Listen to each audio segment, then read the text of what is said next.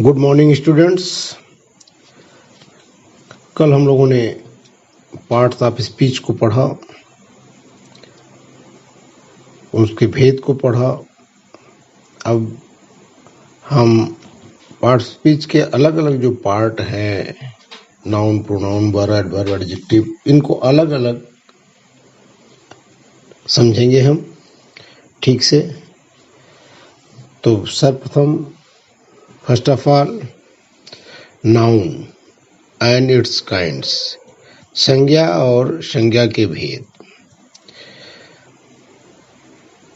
तो जैसा कि हम लोगों ने डेफिनेशन में पहले देखा कि noun is the name of a person, place और थिंग।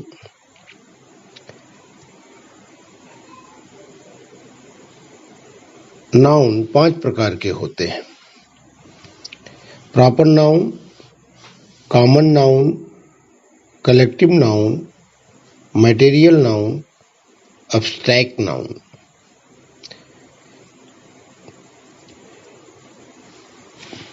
अब प्रॉपर नाउन, इनको हम अलग अलग इनकी परिभाषा, साथ ही साथ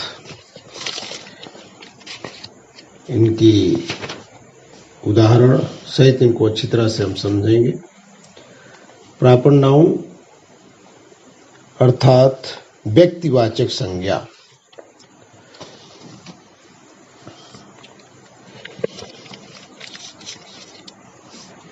तो कुछ उदाहरण दिए जाते हैं, इससे आपको समझ में आएगा।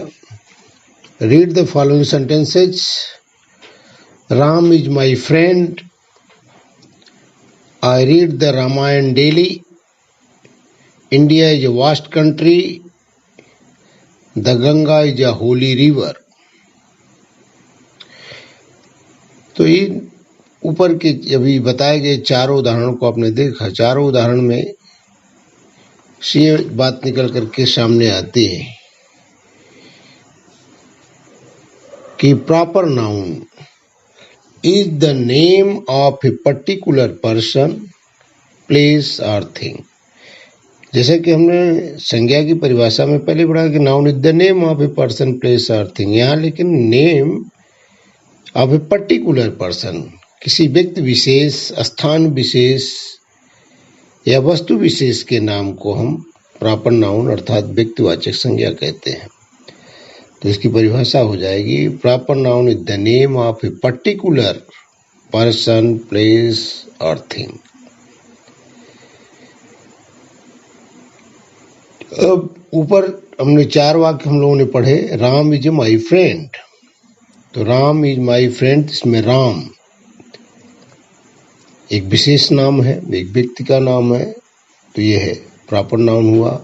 आई रीड द रामायण डेली, तो यहाँ रामायण इस वाक्य में जो है प्रॉपर नाउन हुआ। India is a vast country, India एक देश का नाम है, तो इंडिया यहाँ प्रॉपर नाउन हुआ। Ganga, the Ganga is a Holi river, तो गंगा यह एक नदी विशेष का नाम है। तो ये सभी जो है प्रॉपर नाउन के अंदर में आएंगे। प्रॉपर नाउन के लिए आवश्यक है कि उसका पहला अक्षर बड़े से लिखा जाए, कैपिटल में लिखा जाए। Proper noun, the first letter of proper noun must be written in capital letters. Capital letter में इनके लिखे जाने चाहिए।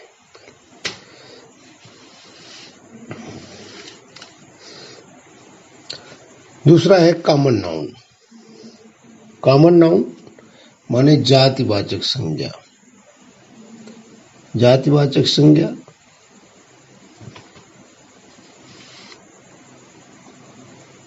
तो इसमें भी 4 वाक्य दिए गए हैं, 4 एग्जाम्पल है। Read the following sentences: boys play in the field, I read my book, he has a black cat, I see a bird on the tree। तो यहाँ हम देखते हैं कि बॉयज लड़के, आई रीड माई बुक, यहाँ book He has a black cat. Cat. I see a bird on the tree. तो bird. ये जातिवाचक संज्ञा अर्थात किसी जात समूह को का वर्णन करते हैं, अर्थात जिस शब्द से जाति भर का बोध हो तथा जिसे संख्या में गिना जा सके वह कॉमन नाउन कहलाता है। जिससे बॉयज ये पूरे लड़के के समूह का प्रतिनिधित्व करते हैं। बुक पूरी किताब जितनी भी, चाहे वो छोटी हो चाहे बड़ी हो, बिल्ली हो चाहे जिस प्रकार की हो। बर्ड, तो ये ट्री, ये सभी जो है कॉमन नाउन है, क्योंकि ये किसी जाति विशेष पूरे अपनी तरह के सभी लोगों का प्रतिनिधित्व करते हैं, अपने जैसे सभी लोगों का प्रतिनिधित्व करते हैं। तो डेफिनेशन क्या होगी? Common noun is the name of a class of a person, place और thing. It can be counted in number. अर्थात कॉमन नाउन जातिवाचक किसी जात या स्थान या व्यक्ति या वस्तु जिस सभी का प्रतिनिधित्व करे, पूरी जाति का, उस जैसे सभी का जो प्रतिनिधित्व करते हैं तो उन्हें कॉमन नाउन कहते हैं। तीसरा, third one is collective noun, समूहवाचक संज्ञा। व्यक्तियों या वस्तुओं के उस समूह का नाम जिसे एक समुदाय के रूप में वर्णित किया जा सके। जैसे sentences, read the following sentences. A herd of cattle, a flock of sheep, a class of boys, a gang of thieves, an army of soldiers, a bunch of kids, a crowd of men, a team of players. तो यहाँ देख रहे हैं कि a herd of cattle माने पशुओं का झुंड, a flock of sheep भेड़ों का समूह, अर्थात ये पूरे समूह जिस सबसे पूरे समूह का बोध हो। क्लास ऑफ बॉयज बालकों का समूह, गैंग ऑफ थीव्स चोरों का समूह, आर्मी ऑफ सोल्जर सिपाहियों की फौज, बंच ऑफ कीज कुंजियों का गुच्छा, क्राउड ऑफ मैन मनुष्यों की भीड़, टीम ऑफ प्लेयर्स खिलाड़ियों का दल।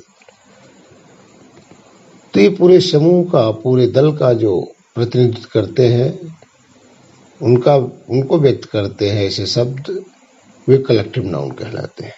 तो डेफिनेशन हो जाएगी collective noun a name, collective name show the group of person, place और थिंग।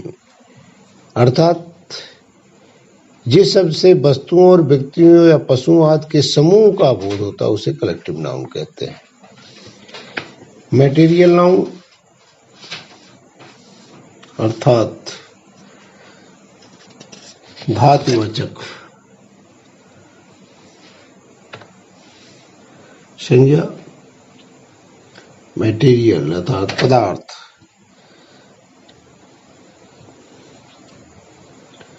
वाचक संज्ञा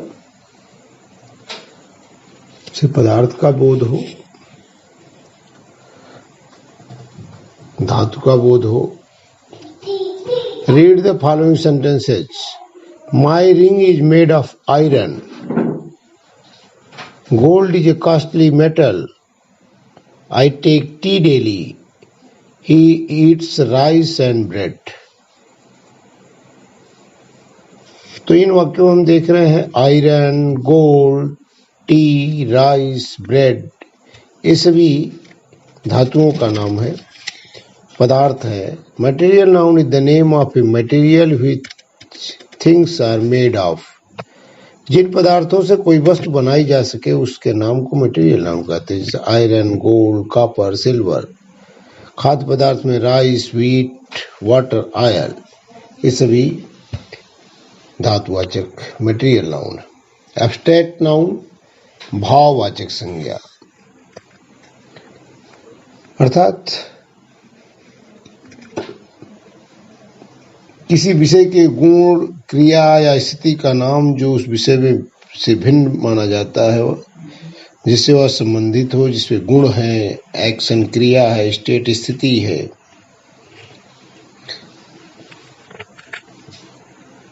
गुण, दशा या कर्म को प्रकट करने वाले शब्दों को एब्स्ट्रैक्ट नाउन कहते हैं। उदाहरण दिया गया है, Gandhi ji loved truth, he is full of joy, honesty the best policy, he died of cholera. तो इसमें गुण, दशा, abstract noun is the name of quality, condition and action of noun. गुण, दशा और कर्म को प्रकट करने वाले शब्दों को एब्स्ट्रैक्ट नाउन कहते हैं, जैसे ट्रुथ, इसमें Joy, honesty, cholera. Abstract noun को न हम गिन सकते हैं, न देख सकते हैं और न छू सकते हैं, केवल मन में इसकी कल्पना कर सकते हैं। इसकी पहचान सरल है। शब्द के अंत में प्रायः नेस, मेंट, शिप, डम, टी लगा रहता है, जैसे हैप्पीनेस, पनिशमेंट, सेफ्टी इत्यादि। इस तरह से हम लोगों ने संज्ञा और संज्ञा के भेद को समझा। आगे का पाठ, महत्वपूर्ण संदेश, an important message to all of you. Corona virus की इस वैश्विक महामारी में स्वयं को एवं अपने परिवार तथा पूरे समाज को सुरक्षित रखने के लिए घर से बाहर न निकलें। सरकार द्वारा जारी गाइडलाइन का पालन करें एवं अपने अपने मोबाइल में आरोग्य सेतु ऐप अवश्य डाउनलोड करें। थैंक यू, धन्यवाद।